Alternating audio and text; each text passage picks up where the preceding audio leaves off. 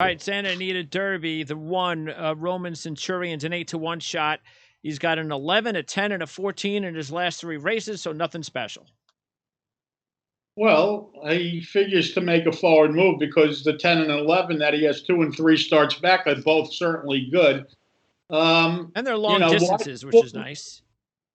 Why the 14 though last time out? I mean, he was nice going into that race with the 11 10.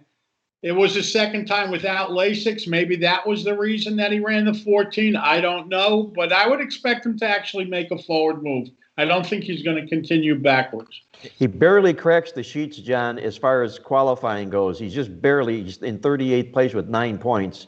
It's all or do or die for this horse if he wants to move forward. He's going to be squeezed, and you can probably expect somewhere in the vicinity of a 10 or an 11.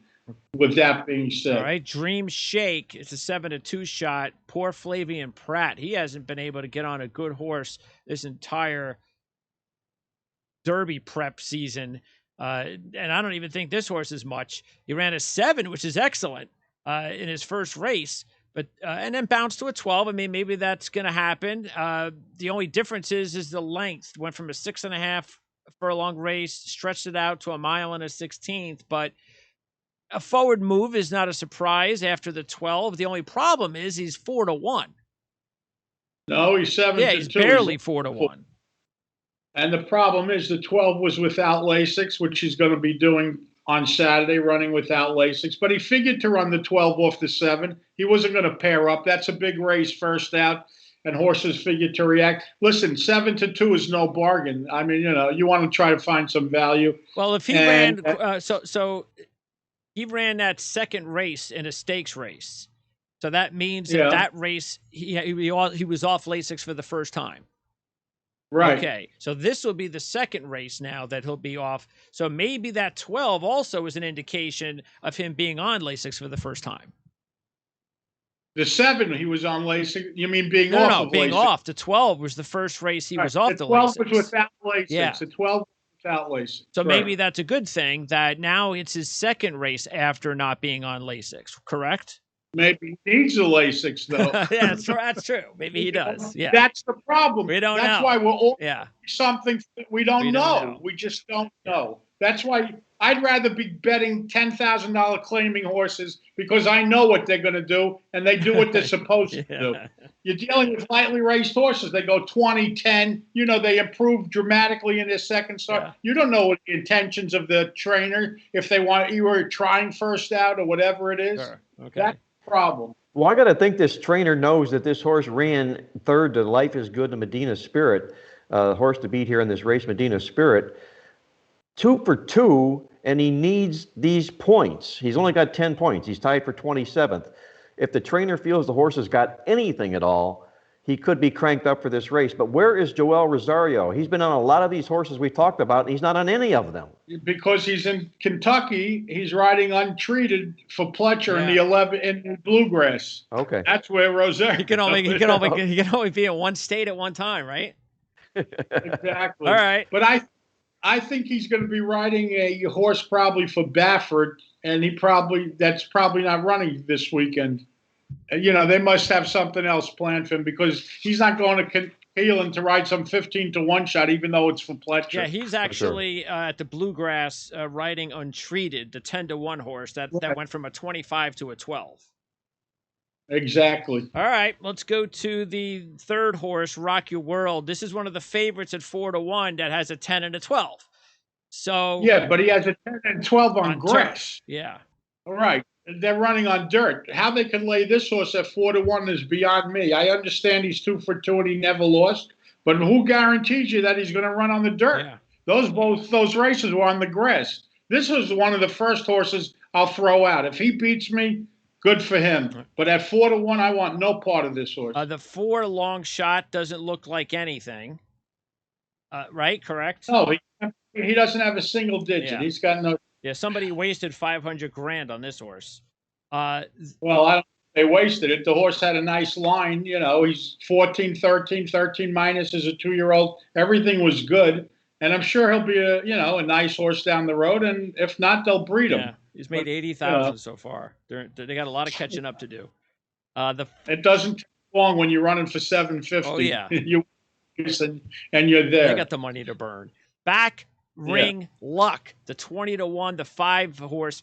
May not be a bad long shot because, again, a horse that has been better every time he's raced in his last one. It was 13 last time out is not what you want. He is going to a new trainer. So if you're looking for a mystery long shot, maybe this is it. Well, here's the bad news. They claimed this horse 2 starts back for $30,000. Oh, so wow. And then obviously they won the last race, and they turned around and sold him. So I'm sure they sold him for more than the $30,000 they paid for him 2 starts back. Quick. And now he's in the quick investment. He's running. Huh? A quick investment. Yes, a quick move, and they made some money, but I don't think he has any chance because he ran. Take out his last race when he ran a 13. He's done nothing. Before that, he had nothing, 0. He may bounce off the 13. It's a 6-point new top from his last race. Obviously, he's going to be squeezed. It's his new trainer, and they must have paid some money for him, even though he was claimed for $30,000 2 starts back. It looks like a guy that's looking to get a horse for the Derby and doesn't have one, and maybe they'll squeeze him. Yeah, he's trying to find lightning in a bottle, but I don't know if he's going to find Otto the Legend. We get the Asmussen Gutierrez connection once again at Santa Anita. 12-1 shot, a 17 and a 15. Well, what's he doing here? Exactly. I'd rather take the 20-1 shot. Medina Spirit. This is the favorite, 5-2, 15th, I believe, right, Mark, in the Derby standings? Yeah, 34 points, likely in the Derby here. Obviously, a showing hits the board, solidifies that, but I don't think he's in any risk at all of not being in the Derby. Well, it's Baffert, and he's probably not going to have him squeezed to the tilt. The knock I have on this horse is he ran a 12 first out, which was very good, and he won. Then he ran the 7, which was terrific. But off the 7, he bounced to the 12, which was fine. But then when he came back last time, he didn't come all the way back. He only came back to the 9. The right number last time should have been a 7. If he ran the 7, then he had a shot to pop and really be, maybe Baffert's smart, and he's certainly smarter than me. So maybe tomorrow the 7's coming. Yeah. I don't know. It could be, and you can read the sheet like that, and it's possible. But, he's going to be short. Listen, if I had to pick a horse in this race, this would probably be the most likely winner in the race to me.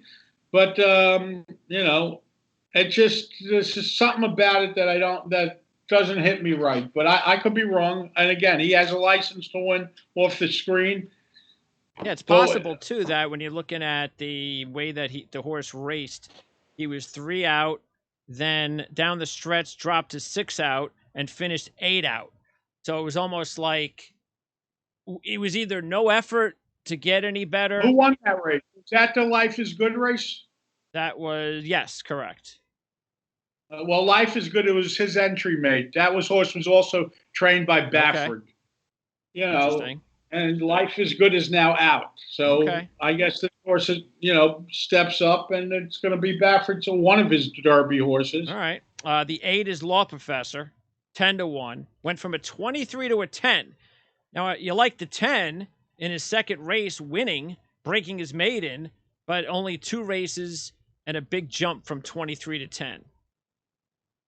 Yeah, well, this horse is owned by Twin Creeks Racing Stables. Twin Creeks Racing Stables is owned by Steve Davison. Steve Davison bought Ragusan Sheets 5 or 6 years ago, so I have rooting interest in this horse. The 23, I can tell you first out, was just a race over the track. He wasn't squeezed or anything. He certainly surprised last time out when they put blinkers on, but you're right, it's a lot too quick. That's the problem. Can he repeat? Of course he can repeat. I don't think he's likely to make a forward move. I'm rooting for the horse because I know the owner and he's a friend of mine, but he is coming off of Lasix, so that's another problem. And he's 10-1. You probably want a longer price. Let's put it that way. The 9 is 8-1. The Great One, an O'Neill horse. Best race was a 10 at Santa Anita in January when he broke his maiden. After that, ran a 14 in the San Felipe when he just got nothing. Okay, so the 10 that he ran was first time Lasix. He got the number. No, actually, the 10 was after. The first time Lasix was the race before that when he ran at 12. No. That was the grade 2 race. The December. 10, according to the sheets, there's an F by the 10, which means it was first Lasix. Okay, so what do you mean? First Lasix was in 12 last year? No. Well, the December 19th race was the 12. Did he have Lasix there? Well, that was it's a grade 2 race. But it wasn't. It doesn't matter. There was no. There was no Lasix there. No, exactly. Yeah, correct. No Lasix. Well, right. So the 10 that he ran 2 starts back was the first time he went on Lasix, and that's when he ran his best number. Then last time out, he ran the 14 without Lasix. So there you go again. A horse that has the big number with Lasix, the Lasix comes off. He had enough time from the 10 to the 14, but still he didn't run as good as when he had the Lasix. So that's the problem. That's the problem that we're all confronting. The more I think about it, I one of these weeks we're definitely going to do a Lasix show. So we are going to break it all down. And I'm telling you, that might be popular on YouTube. I doubt anybody just spends 15, 20 minutes breaking down, the theory of Lasix or how it all works. Yeah, but we have the proof. We could show you in the numbers the difference. That's why a lot of these cheating trainers, I always say if sheets were admissible in court, half these guys would be in jail, because you could see a guy gets a horse and all of a sudden he goes from 15s to 8s. Well, it's more than hay and oats when they do that. So you're doing something. But I could show them numbers-wise that this guy's cheating. Not in this case. I'm just pointing it out to you. All right. Anyway, did you say that this was a good possibility or not? No, I mean, I don't like the fact that he went backwards off the Lasix and he's off the Lasix again. But he does have a 12 as a 2-year-old without Lasix. So obviously he has a chance, and he's 8-1. Yeah, because if you just look at the races on dirt, 21, 12, 10, and then the opposite way to the 14. Right. So how's he points-wise, Mark? He's not even in the factor. He's not even on the sheets anywhere. Well, there you go. The great one. He's all in or nothing.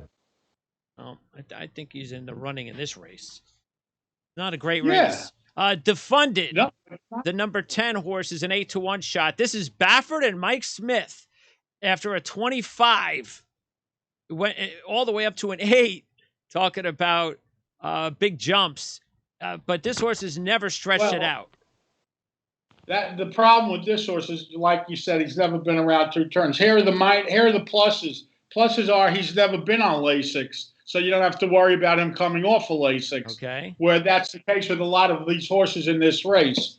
That being said, it looks like a big race without any time, but if anyone's going to do it, it's going to be Baffert, and you are getting 8-1. He's yet to be 2 turns, and he's breaking from a very tough post. He's breaking from the extreme outside, going 1 1/8, not the place to be, and not unless you're going to make the lead. Mike Smith is going to be hung out to dry unless he makes the lead. He's not impossible, and if he's really around 8-1, you probably would want to use him, only because of the connections. Baffert knows how to win these races, and a lot of times when Baffert has 2 horses in a race, the longer one wins. It's just the thing that's the saying around the track. Bet the longer of the 2 Bafferts in a race. Yep. So that falls into the category here.